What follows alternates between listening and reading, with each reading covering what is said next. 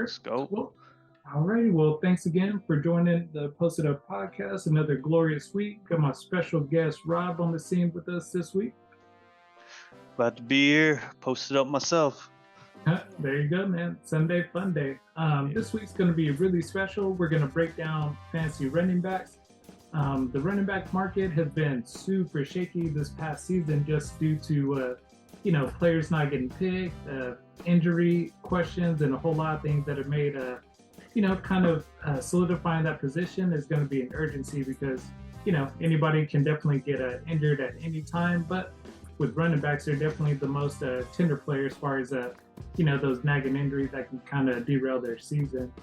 And this week we're going to go off with the Yahoo rankings, and we're just going to go top to bottom and just kind of give our perspective on if a guy would be properly ranked or if they would be a good fit on your team. So at number one, we got Rob's one of his favorite running backs or favorite team. Nonetheless, we got Christian McCaffrey, a dual threat running back who can get 1K in the air or receiving. Rob, how are you feeling about Christian McCaffrey this season? Think he's going to have a good year, bad year, or what's your POV on that?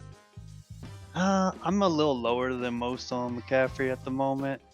I mean, it also depends on your league, right? Because the scoring is different in standards, half PPR and full PPR. So with McCaffrey, I mean, if you got full PPR, I think you could easily put him at number one on the running back list. Half PPR, I mean, he's probably 3 or 4 on my board. And standard, I got a lot more guys that I think are durable and they're going to get more, maybe not more touches, but maybe more touchdowns, and I don't have to worry about the injuries as much with them. So yeah, I mean, he's a safe pick though. Him and a few other guys that we're going to talk about are exceptional in the backfield at receiving, so that gives him a multifaceted projection too, with receptions and yards, rushing yards. Yeah, and I totally agree with you. The one thing that would make me hesitant is San Fran is totally aware of his durability, so I think he's probably going to get 20 touches, maybe 25 touches a game, and maybe 10 to 15 of that's going to be on the ground rushing, and then a couple of wheel routes, quick slants, and just things to get him an open field. But I think production-wise, he isn't going to be very, very high on that aspect. So I think, in the red zone, it's going to be a little shaky because, they're going to try to get Debo and a whole bunch of other players involved. So, I would definitely, be cautious. But if he fell in my lap at the right pick, I would definitely take him. Yeah, and I'm already hearing reports that Eli Mitchell is injured too. So that's another thing, man. If he stays healthy through the year, there's no problem taking him at 1, but McCaffrey staying healthy is a big question mark. Yeah, man, for sure. And number 2 on the Yahoo list is going to be Austin Ekeler, a running back who is actively in contract disputes. As far as his production, I mean, he's number 3 receiver on most teams as far as statistics. Rushing wise, right under 1K, so definitely doing very well on that. Touchdowns, he's been exceptionally well, at the top of the league as far as running back rushing touchdowns. So I personally would be hesitant picking him only because who knows if he's going to hold out, who knows if he's going to put forward the same effort knowing he's not being paid for his production. So that's a guy who on the field is a dog, but I would definitely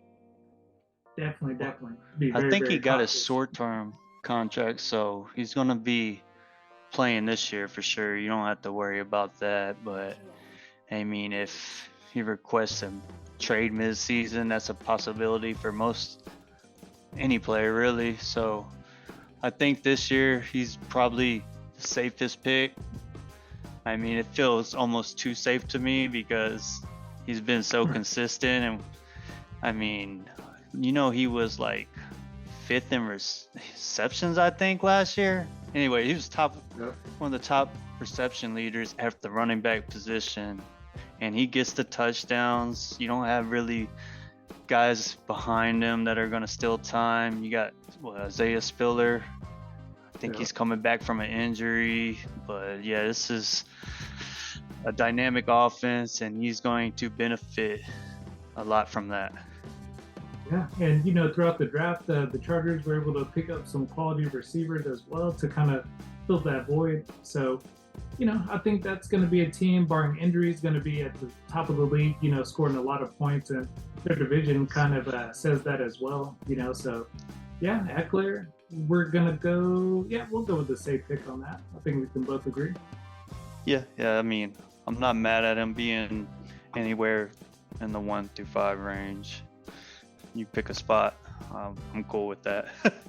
Yeah. The only thing is like, man, it just feels like it's too good to be true again, because he gets a lot of touchdowns, and I want to say they're gonna pull him off the goal line situations more often just to save him for, you know, receiving purposes, but that remains to be seen too. I mean, he's still the same guy, and the offense is just going to improve. Everybody's coming back healthy. That's a dangerous team right there. And Rob, a little conspiratorial, but do you think teams, whenever they're in those contract disputes, do they limit a player's potential touchdowns in certain situations where it's like, hey, it's a first and goal on the 1 yard line? You know, we can just throw anybody in there and they're going to score the touchdown. Like, you know, the offensive line's moving dudes, and, you know, we can maybe shave down 3 to 4 touchdowns throughout the season, and we can use that to our benefit as far as a negotiation. I think that's a very rare occurrence. I mean, when these guys are coaching and playing, they're there to win, you know. So if you're doing that kind of stuff, you're in the wrong league, man. It's a win now league, or you don't last long. So I think there's the rare occasion too that, you know, the coach is making GM moves and negotiating contracts, or helping negotiate contracts. So I mean, in that instance, I can see it happening, but I just think it doesn't happen often, man. You're trying to win. You don't win, you're out of the league. You see these coaches turn over 2-3 years.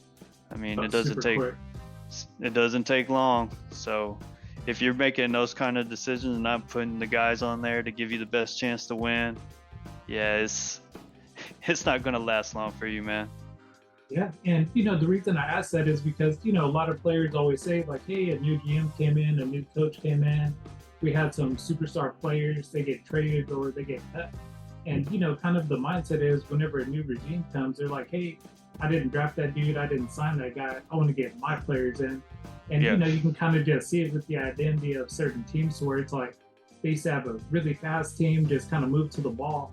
And then whenever, you know, the new regime comes in, you know, they're not quite as disciplined. They're doing a bunch of things that lead to big plays. And, you know, yeah, I just think the Chargers situation is definitely going to be something to monitor. But yeah, all right. And number 3, we got old Nick Chubb, who's been, you know, just super phenomenal the past few years, has been, you know, at the top of the board as far as yards and touchdowns, and doesn't do a whole lot in the receiving aspect, but, you know, just as far as like actual running back position, I think he's, you know, the epitome of just handling the ball, and he's going to do work.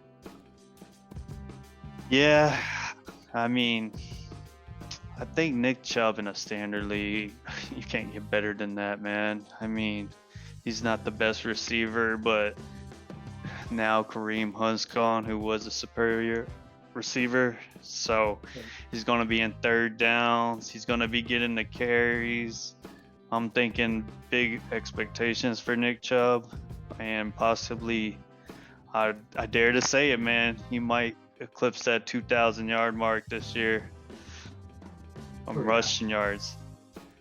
I think so, man, because man, he's just one of the dudes where, like, if you look at him, he doesn't look like he's that fast, but whenever you watch the tape, like, he has to be at the top of the league as far as, like, you know, 20+ yard rushes, because you'll just see him make one cut and next thing you know, he's in the end zone and nobody can catch him. So, you know, he definitely slept on part of the speed aspect.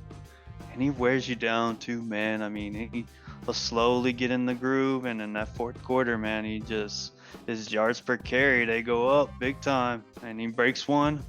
Now, or whenever, man, it's just destined to happen. You know? And a lot of these make the right decision where it's like they're super exhausted. You know, it's the third quarter, and it's like, man, do I really want to try to tackle that dude running full speed? And, his motor don't stop. I mean, he's like a Henry, dude, but he's a little faster. I think he's a little bit more agile, but he's a load to take down, man. Guys don't want to tackle that guy. Yeah, like it's super rare to see one person tackle. Like it definitely takes a tackle by committee, you know, just to get him on the ground after 3 tough ran yards. Now, do you think that Deshaun coming to the Browns and it's going to be his first full season, that Chubb actually is going to benefit from that? You know what? I'm curious how that's going to play out, because Deshaun has the biggest NFL contract, so they're going to want to get every single dollar out of him. But I think if the passing is more successful, then that can open up play action and, you know, get those big chunk plays and give Chubb opportunities in the red zone. So on paper, the offense should be a little more spread out, a little more productive, just kind of you know, creating those mismatches, because having a quarterback that can pass, you really can't just load up on the box. So I think, you know, just kind of by proxy, Chubb should be able to get 2K or at least a really strong 1,700.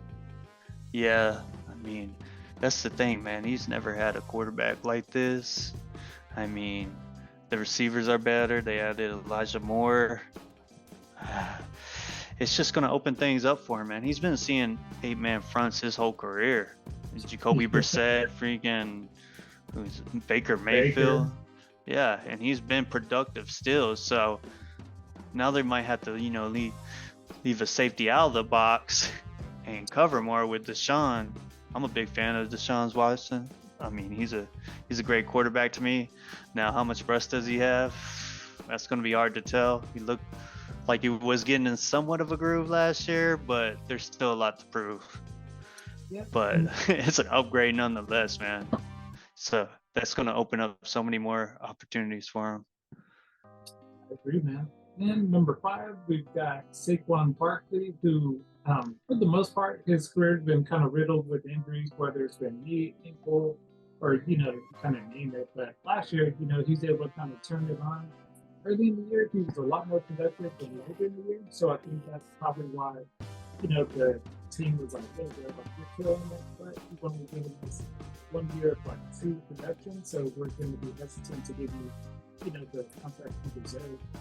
I am super focusing on Saquon. Like, he falls to me in the second round, but he's not a guy that I'm looking at in the first round one bit, because I just feel like there's more durable players that are going to be satisfied with how they're getting paid, so I don't have to worry about, you know, is he going to half-ass it or, you know, potentially sit out to get a, you know, a better deal, because he did, if I'm not mistaken, sign his franchise tag. But yeah, he you did. know, yeah, but you know, how happy is that going to make him? You know, if he has a toe injury, he's going to be like, fuck it, you know, or hamstring's a little tight, I'm not going to run as hard. So, you know, I'm curious how that's going to play out for him. I think that would almost be detrimental to his cause, because, I mean, he signed the contract already, so him going forward, if he wants that next contract, he needs to show why he's elite. He had the injury questions. I think he tore his ACL a few years ago, but now is the time. I mean, the Giants are a better team. You know, they got more weapons now. They added Waller from Oakland, so it's a big pickup, and I see big things for Saquon. Like you said, though, I mean, I would love to get him in the second round. Us playing in a 14-team league, it's going to be hard for him to drop to the second round too. So, I mean, I'd be okay with taking him in the first if you feel that confidence in him. Yeah, and man, I'm curious how the Giants are going to do this year, because Daniel Jones really benefited from Saquon's production, and hypothetically, let's just say Saquon has a okay season, 850 yards, a few touchdowns, but not quite the 1,200 to 1,300 yard season. You know, Yeah. is Daniel Jones able to carry the team with his arm to kind of open up the run, or are they going to be handicapped by we go as Saquon goes? So, I'm just curious. That's the You know, question, man.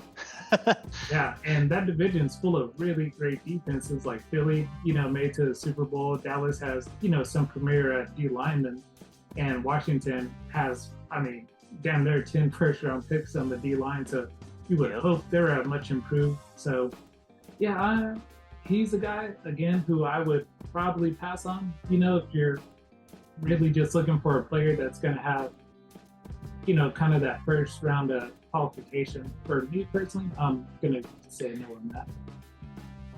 Yeah, I mean, it's a good point. I think it matters how good you think the Giants are going to be this year, too. I mean, I personally, and I know a lot of people don't think this, I think they'll win that division, but Wow. it's going to be a bloodbath in that division, man. You got the Eagles, coming off the Super Bowl appearance, Dallas. Their defense is better, like you just mentioned. I mean, they got Gilmore now that's going to be able to free up some blitzes and bring more men. So if Daniel Jones holds them back, it's going to be a long season for New York. But Yeah. I think Brian Daboll, their coach, has got them on the right tracks. Their fundamentals are there. It's just going to be tough, Okay. Quick question before we move on to the next player. And again, thanks for hopping on the pod this week. But do you think Detroit or the Giants will be a better team this year? And I know you mentioned you think the Giants are going to win the division, but out of those two teams, who do you think is more prepared for the playoffs and to potentially at least get out of the first round? Cliff, how long we been watching football? I'd say 35, almost 36 years. Yeah. How good has Detroit been in that time? They haven't won a playoff game since, what was it, 1991, I want to say, something like that. Yeah, so what I'm getting at is I'll believe it when I see it in Detroit. Yeah, heard that, man. Yeah, man, on paper, Yeah. though, man, they look like a really I've seen fun Calvin team. Johnson, Matthew Stafford, and nothing else. No producing, man. What does that equate to? One playoff win with Megatron. Yeah, that's nuts, man. Like, if you can't get out of the first round, Megatron, you need to hang it up. And For Stafford sure. leaves and he wins a Super Bowl in his first year. But yeah, I mean, I get the hype for them. They're a very sound team, and Green Bay, lost Aaron Rodgers. They look to be the favorite in that division, but I think you still gotta prove it first. And I think if they do get in the playoffs, I wouldn't be surprised, but I don't think they're going far. I think they're one and done, maybe. Okay. I mean, one and done's better than, knocking the Packers out of the playoffs. So, hopefully Yeah, I they mean, can, I've been looking from the bottom all these years, so I guess that's an improvement, man. I'm not into the celebration of, oh, we beat the Packers the last game, we're on the right track. This is a new year. I mean, I'm not a big fan of their draft. They drafted Jahmyr Gibbs. I mean, I thought they reached for him a little bit. They could have probably got him later on in the draft. I mean, they got a nice looking tight end, but I mean, they did give up Hawkinson. Look what he's done since he's left too. He's shown that he was not the issue. So I like their coach. I think they play tough too. I just have my questions on like how they will perform against superior teams. I agree. Like, they have a fun talent, some exciting players, but at the end of the day, when you're getting punched in the mouth by, a team with a great offense, like, how are you going to respond? Because last year they have legit the worst defense. So, it's really hard to, like, offensive, you can kind of plug in a player, you can see, like, instant production. Part of defense, it's a lot more complex. So, I think it's going to take, at least another 2 to 3 years for all that to get if they're able to kind of keep it. Yep.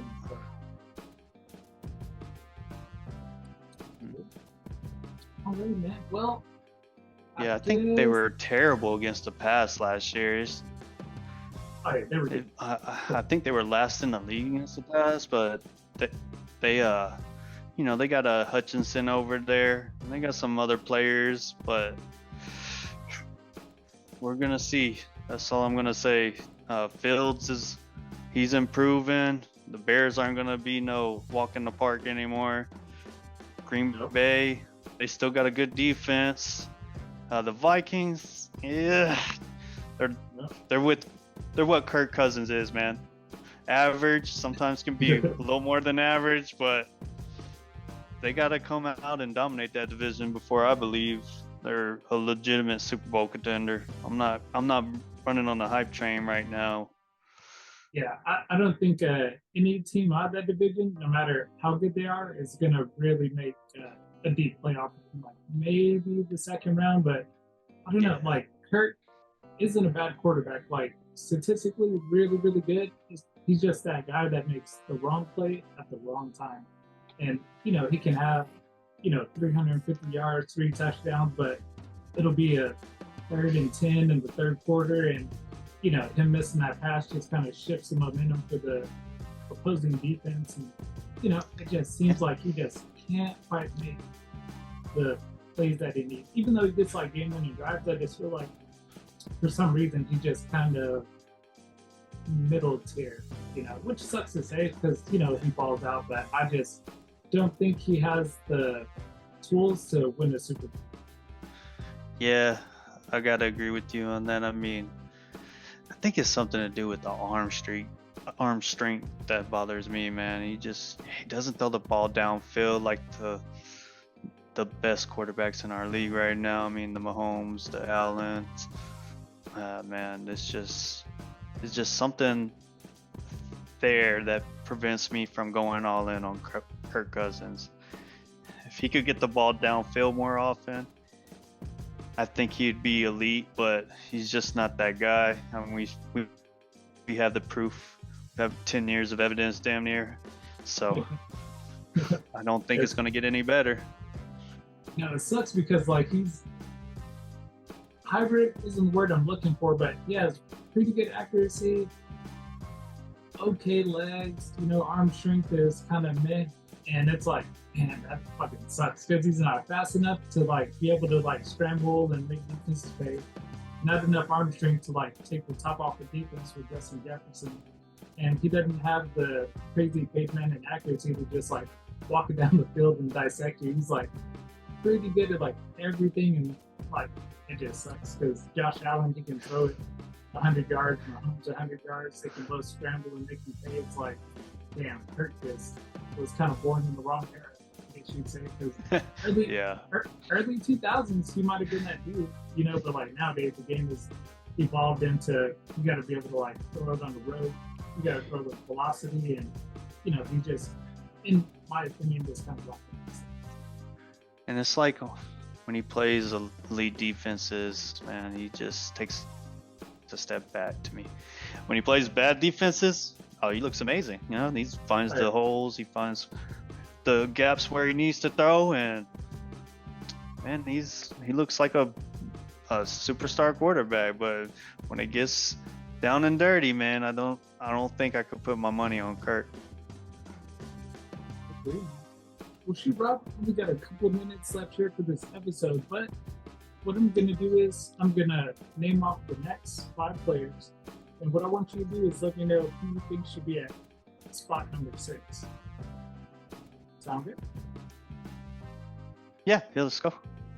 All right, cool. So I got, and in no particular order, Josh Jacobs, Breece Hall, Derrick Henry, Jonathan Taylor, Tony Pollard. Who do you think should be at that number 6 spot? I mean, I think that's easy for me. Derrick Henry.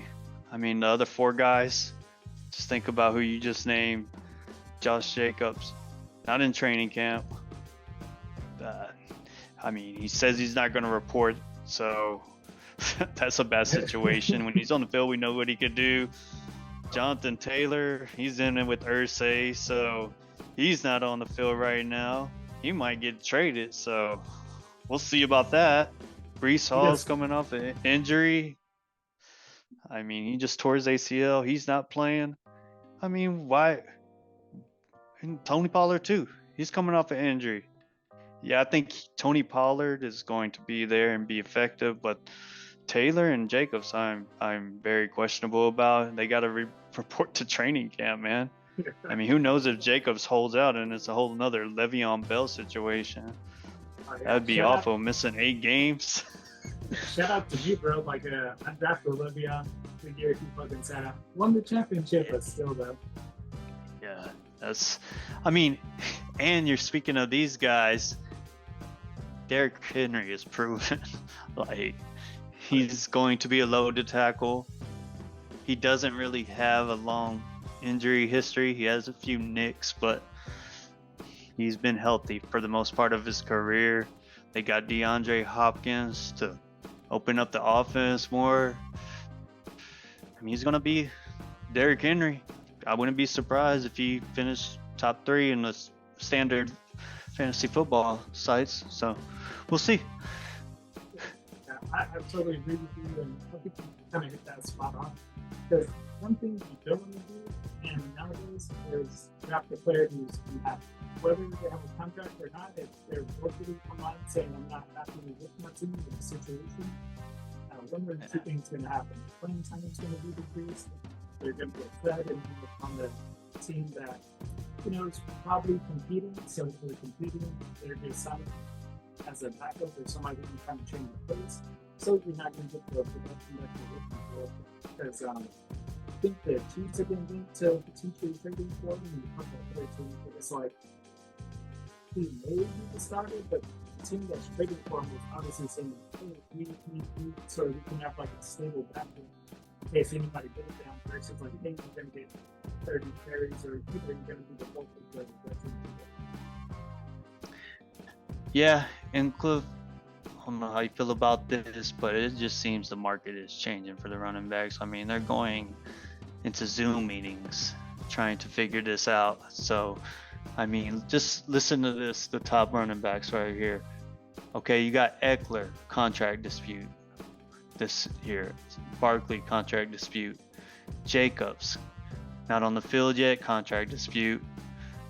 And we got, who's the other guy? Let's see. Jonathan Taylor, yeah, contract dispute. That's 4 of the top 10 guys on our board right now. So you can see why there's a shift to receivers more so than ever this year. And one thing too is, so do you think that's on the quarterbacks to this kind of season taking place?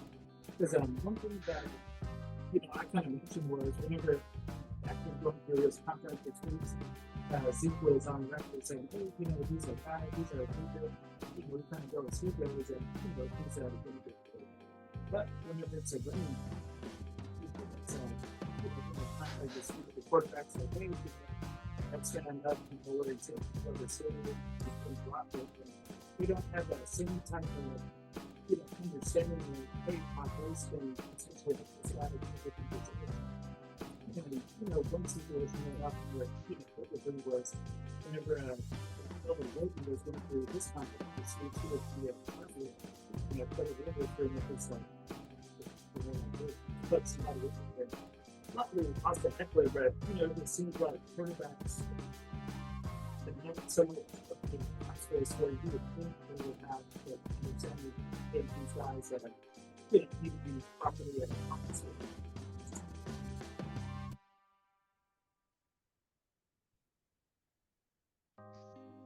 So yeah, can you hear me? Yeah, okay. And we got about 9 minutes. Okay.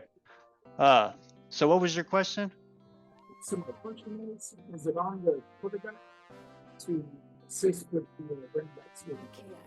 And I say that because DMs, runners, are on the invest in the quarterback, the really the quarterback. Like, typically, the way the league is set up, the quarterbacks are the most important player. Should quarterbacks be more vocal and set in place with players into the game?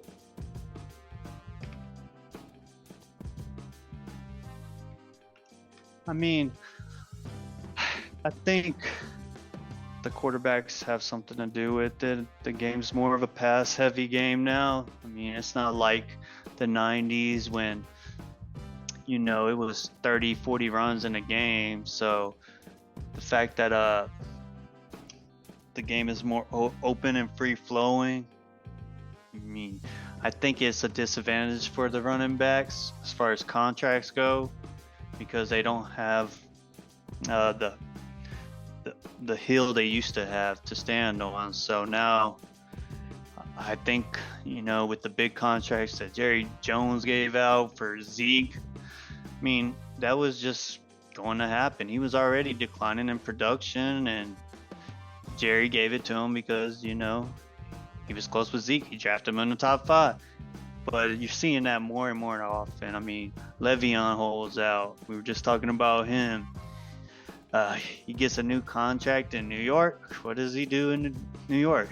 Nothing. They're a lot of these running backs are replaceable, man. It takes an offensive line. You know, there's some elite guys, but I think we're realizing, like, I think Etienne said this the other day, Travis Etienne. If you're not versatile, man, you're replaceable, man. That's just the fact of the matter. You need to become a receiver, or you're gonna have to be an elite runner. So I mean, this guy, for example, Christian McCaffrey, right? He was great last year, right? When he got traded, yeah, when he came to San Francisco, he was great. Everybody's look, number 1 guy on the board right now. But if you look deep into the stats, Elijah Mitchell, when he played, averaged more yards per carry. Now, am I saying he's better? No, not really. I mean, McCaffrey brings a receiving element too, but I mean, before you're going to pay a guy $60, $70 million when this guy's very close and it might not get you over the hump you want, I think you might be better putting the money elsewhere toward the team. Yeah, I agree. From the running backs, I think the running back argument, part of the top receiver getting paid, the team has a boost to the receivers, doing good, but it's like, receiver is having 100 yards in the touchdown, have 100 yards left in the touchdown, high 8 yards for expensive. Yep. But yeah, you know, the time is taking a lot of time. This one here wants to hopefully the you just want to say fuck the ladies, they fucking suck.